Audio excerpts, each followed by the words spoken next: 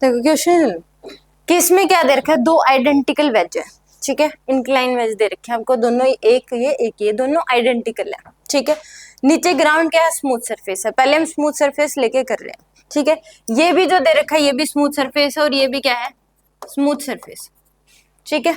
दोनों identical veg है और ग्राउंड दे रखा है, स्मूथ सरफेस दे रखा है, एंगल ऑफ इंक्लिनेशन दे रखा है आपको थीटा। ये दोनों ऐसे रखे गए थे। जैसे ही इन दोनों के बीच में आपने रोड रख दी है, क्या दे रखी है, रोड जिसका मास है स्मॉल है। जैसे ही आप रोड रखोगे तो स्मूथ सरफेस है, ये दोनों के दोनों क्या जाएंगे, ब्लॉक इधर चले जाएंगे और ये रोड क्या हो जाएगी, बीच में गिर जाएगी। मानते इस बात को। बट आपने क्या कर दिया, यहाँ पे एक स्ट्रिंग बांध दी ऐसे, क्या कर दी, स्ट्रिंग। तो वेज ऐसे जाने की कोशिश करेंगे तो ये खिंच जाएगी, इसमें क्या आएगी, टेंशन आएगी, तो ये रोड गिरने से बच जाएगी। क्योंकि आपने क्या कर दिया, इन दोनों को ऐसे एक किससे बांध दिया, स्ट्रिंग से बांध दिया यहाँ पे, ठीक है। तो स्ट्रिंग से बांधने पे ये क्या करेंगे, ऐसे जाने की कोशिश करेंगे तो स्ट्रिंग में टेंशन आ जाएगी, खिंच जाएगी, जिससे ये रोड नीचे गिरने से बच जाएगी। तो आपको ये बताना है कि स्ट्रिंग में टेंशन कितनी होगी। दूसरा, इस वेज और इस रोड के बीच नॉर्मल रिएक्शन कितना होगा, वेज और ग्राउंड के बीच नॉर्मल रिएक्शन कितना होगा। ये क्वेश्चन है, क्वेश्चन समझ आ गया। टेंशन बतानी है एक स्ट्रिंग में कितनी आएगी मैक्सिमम। इसमें ये बताना है कि रोड और वेज के बीच नॉर्मल रिएक्शन कितना होगा। तीसरा आपको बताना है ग्राउंड और वेज के बीच नॉर्मल रिएक्शन कितना होगा। तीन बातें आपको बतानी है, ट्राई करो आप।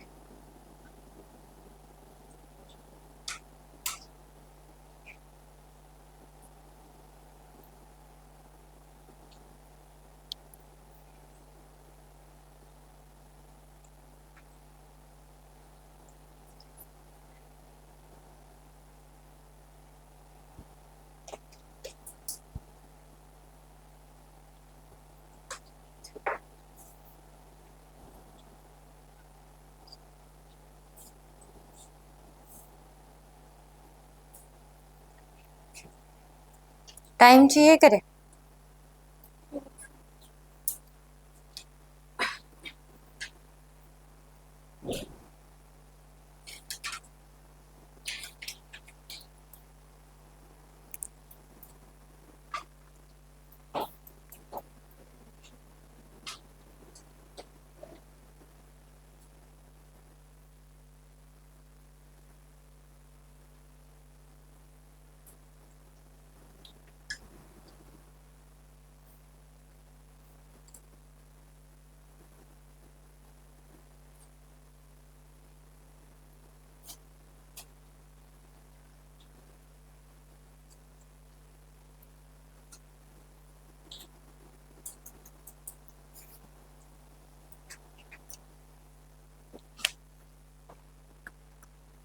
निकला कुछ? कर लेते फिर, टाइम हो जाएगा। ठीक है, देखो यहाँ पे पहले नॉर्मल रिएक्शन निकाल लेते हैं। इसमें नॉर्मल रिएक्शन इधर लगेगा ऐसे, हमेशा कॉन्टेक्ट एरिया के परपेंडिकुलर लगता है। ये एंगल थीटा है तो ये एंगल थीटा हो जाएगा, क्योंकि इस लाइन के परपेंडिकुलर ये वाली लाइन है और इस लाइन के परपेंडिकुलर ये लाइन है, तो इन दोनों के बीच एंगल थीटा है, तो ये एंगल भी क्या हो जाएगा? थीटा। इसके दो कंपोनेंट आ जाएंगे नॉर्मल रिएक्शन के, एक ऊपर की तरफ आ जाएगा n cos थीटा और एक इधर आ जाएगा n sin थीटा।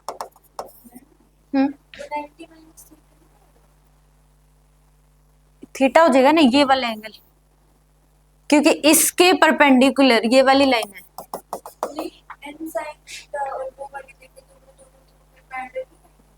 कौन से वाली? हाँ, वो ग्राउंड से तो फिर ये वाला थीटा है तो वो वाला थीटा नहीं होगा n sin थीटा और ब्लॉक के बीच? ये वाला? हाँ। ये क्यों होएगा? अच्छा ठीक है, समझ। ये नॉर्मल रिएक्शन है, ये पूरा 90 है। ठीक है, इधर ये पूरा 90 है। ठीक है, यहाँ पे लग जाएगा इस लाइन के परपेंडिकुलर ये वाली लाइन है, इस वेज वाली लाइन के परपेंडिकुलर ये नॉर्मल रिएक्शन वाली लाइन है, तो इन दोनों के बीच एंगल थीटा है, तो इनके परपेंडिकुलर लाइनों के बीच का एंगल भी थीटा हो जाएगा, रूल होता है। तो ये दोनों जो लाइनें हैं, एक इसके परपेंडिकुलर है और एक इसके परपेंडिकुलर है, तो ये एंगल थीटा, तो ये भी थीटा। इसके दो कंपोनेंट ले, ऊपर आ जाएगा n cos थीटा, इधर क्या आ जाएगा n sin थीटा। अब इसके ऊपर भी नॉर्मल रिएक्शन लगेगा इधर। ठीक है, इसके भी ये देखोगे तो ये एंगल कितना हो जाएगा? थीटा।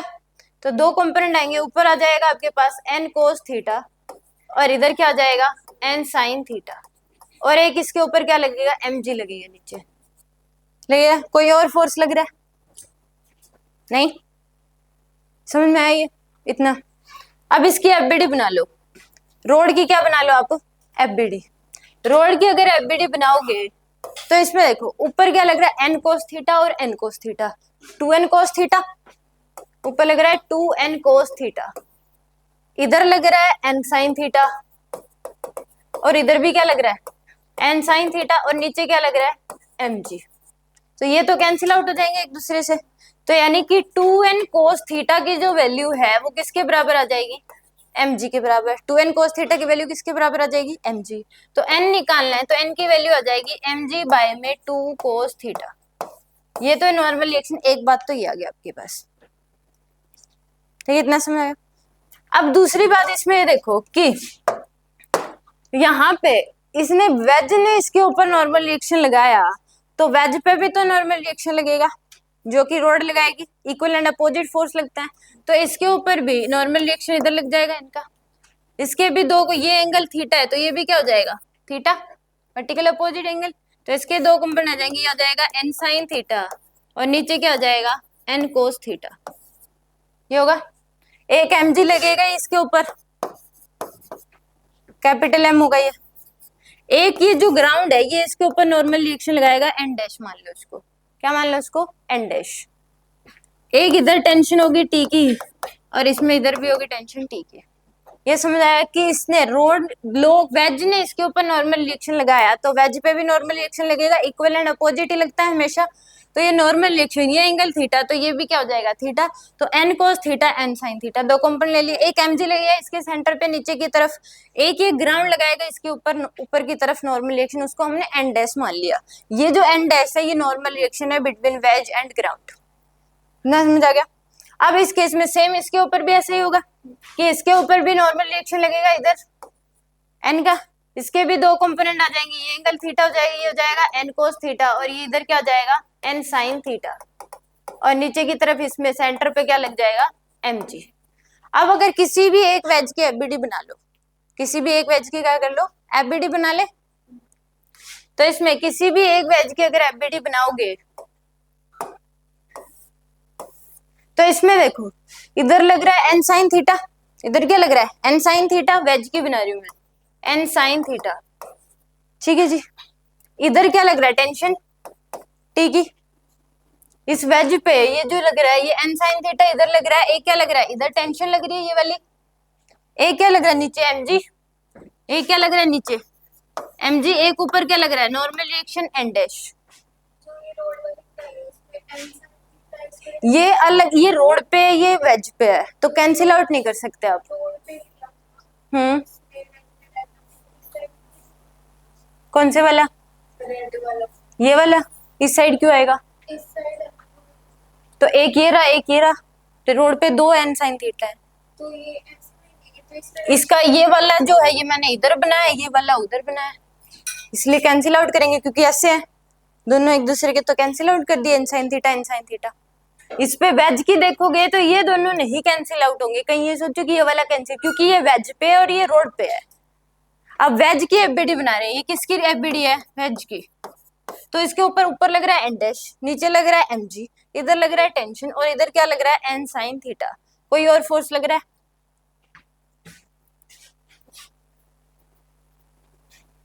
देख लो ध्यान से। इस पे एक और क्या आ जाएगा नीचे? n cos थीटा, एक ही आ जाएगा। ठीक है, और कोई फोर्स नहीं है इसके अलावा। अब इसमें यानी कि t इक्वल टू क्या हो जाएगा? n sin theta. n की वैल्यू पुट कर सकते हैं हम इसमें, तो t की वैल्यू आ जाएगी mg बाय में 2 cos थीटा इंटू में sin थीटा।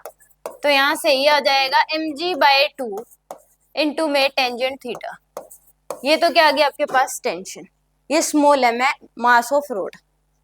ठीक है जी, टेंशन भी निकल गई हमारे पास।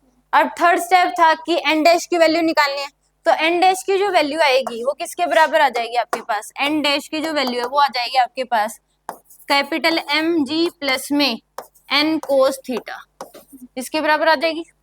तो यहाँ पे capital M into G plus N की वैल्यू पुट कर सकते हो आप, M G by 2 cos theta into में क्या आ जाएगा? Cos theta. कोस थीटा से कोस थीटा कैंसिल, तो यहाँ से एन डैश की जो वैल्यू है वो आपके पास आ गई कैपिटल एम जी प्लस में एम जी बाय में 2।